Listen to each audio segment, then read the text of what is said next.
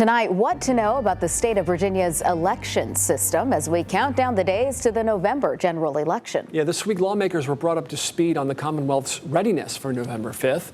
Alex Littlehale's in the studio with the questions posed by lawmakers. Alex. Dana, Phil, but yeah, let's remember this is the first presidential election that we've experienced since 2020, which, as we know, was an election cycle filled with pandemic-era changes and accommodations. And because of all the new voting laws passed in the last 4 years, state lawmakers asked for an update from Virginia's Commissioner of Elections on what to expect this year. And here are the biggest takeaways from a hearing this week in the state capitol.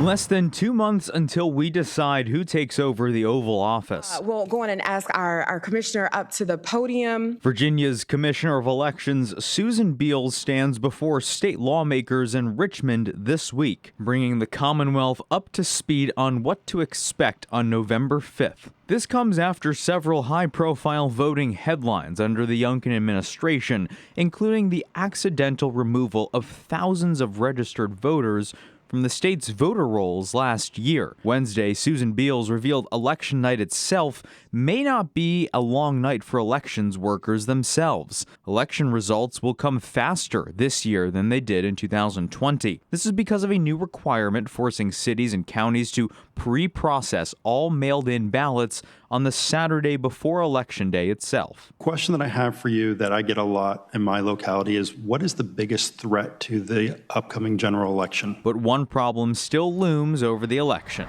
General election, it would be the operational performance of the United States Postal Service. There are outstanding concerns state post offices will lag behind.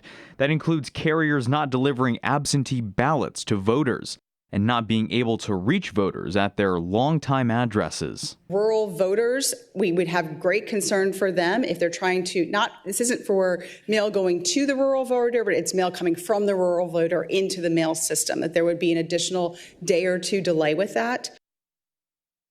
Now, another key development from that meeting this week is that the state has launched a new online training tool to recruit more elections officers rather than having to be trained in person. This year, the state will need roughly 20,000 elections officers day of to have Election Day run smoothly. I'm Alex Littlehales for 13 News Now. Just 60 days until the election. Here are a few important dates to know.